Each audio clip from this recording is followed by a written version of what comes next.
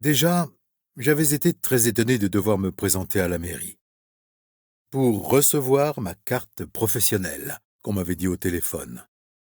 En allant la récupérer ce matin, j'ai surtout eu envie de rigoler quand, sur un petit bout de carton, j'ai lu sous mon nom agent municipal affecté à la valorisation des espaces publics.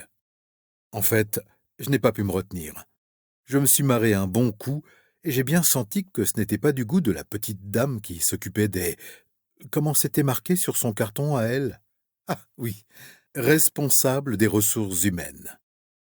Nous, dans notre famille, on est cantonniers de père en fils depuis un bon bout de temps déjà. Alors, vous savez, ces bureaucrates qui inventent des expressions savantes en croyant découvrir le fil à couper le beurre, on n'y fait plus trop attention. Oui, cantonnier de père en fils, un bel arbre généalogique, populaire et bien planté, avec les feuilles et toutes les racines qui vont avec. Tiens, et si je m'en faisais un de blason familial, avec une pelle et un balai, histoire de faire comme dans les familles nobles, avant qu'on vienne leur couper le sifflet au moment de la Révolution. D'ailleurs, mon grand-père nous racontait souvent qu'un lointain aïeul avait été au service du marquis de Ramberg, juste avant la prise de la Bastille. Aujourd'hui, je travaille pour la municipalité, l'ensemble de ses administrés, mais surtout pour monsieur le député, dont le trottoir doit être consciencieusement balayé au moins 3 fois par jour. Alors moi, révolution ou pas, je ne suis pas dupe. Je sais bien que ça n'a pas changé grand-chose. Avant, mes ancêtres ramassaient à la pelle les merdes du Grand Bleu de Gascogne, au moment de la chasse à courre, en bas des marches du château. Maintenant, j'aspire, avec l'aide de mon ami mécanique glouton, les déjections canines, comme dirait la petite dame planquée derrière son joli carton, et puis aussi tous ces gens qui se bouchent le nez et qui ferment les yeux dès qu'ils ont à affronter la réalité en face. Car, vous savez, il est dans un bien triste état le trottoir quand je passe le matin de bonne heure avec ma machine pour tenter de le tirer de sa crasse. Crottes, crachats, et puis aussi papier, canettes, mégots de cigarettes, et un peu plus loin, le paquet vide aussi. Tout de noir vêtu avec dessus la photo d'une tête hideuse, prisonnière d'un appareil respiratoire et qui crève d'un cancer de la gorge. Putain, quel est le tordu qui un jour a eu l'idée de mettre toutes ces horreurs sur une petite boîte en carton? Moi, plutôt que d'essayer de foutre la trouille aux gens qui fument, si j'estime que c'est trop dangereux pour la santé, eh bien, j'interdis la clope. C'est quand même pas bien compliqué. Il faudrait peut-être savoir ce que l'on veut, non? En attendant, j'ai surtout envie de les envoyer sur Mars, tous ces emmerdeurs qui viennent constamment me faire la morale en étalant toute la misère du monde sous mon nez, surtout que la morale, ça ne se jette pas en pâture sur la place publique. Non, la morale, ça se passe à huis clos, entre ma conscience et moi. Et si jamais j'ai besoin d'un petit coup de main, je vais me confesser à l'église en bas de chez moi. Elle est pour ça, l'église. C'est son rayon, la morale. Finalement, ça a tout changé, la Révolution. Avant, même la merde avait une certaine classe, alors que maintenant, ça a bousillé l'église aussi, la Révolution.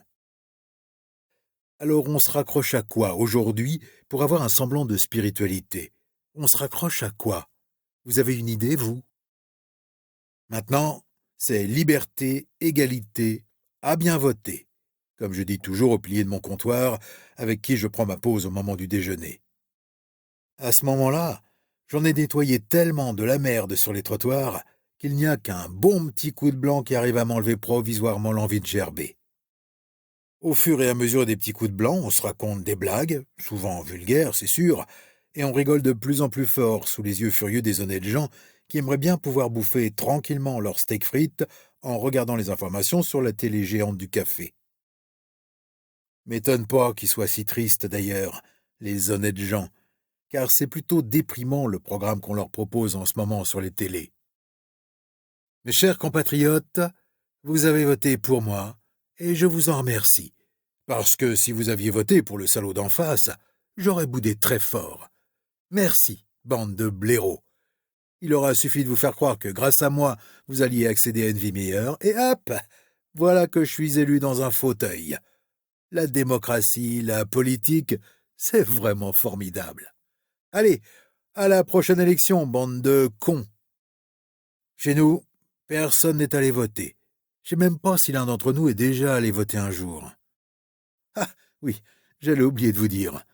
J'habite une très grande maison au milieu de la ville, et qui a été découpée en plein de petits appartements. Comme ça, les loyers ne sont pas trop chers.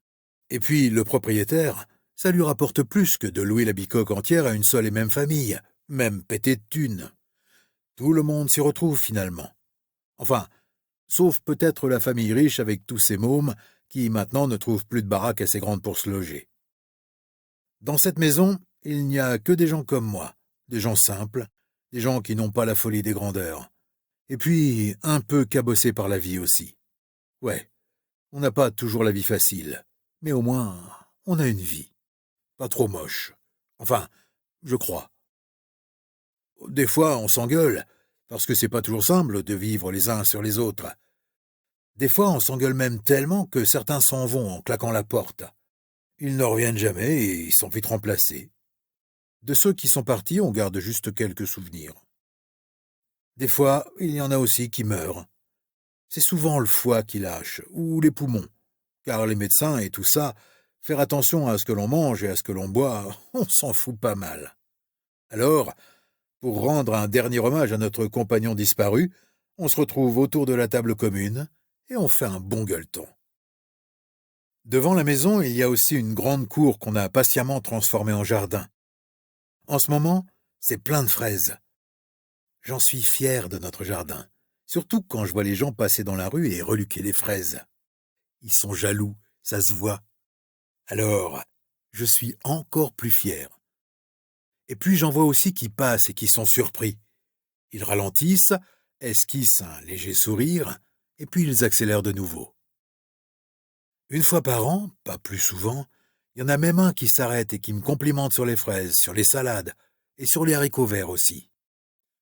Il me dit que ça lui rappelle le jardin de son grand-père quand il était petit et qu'il allait passer ses vacances à la campagne.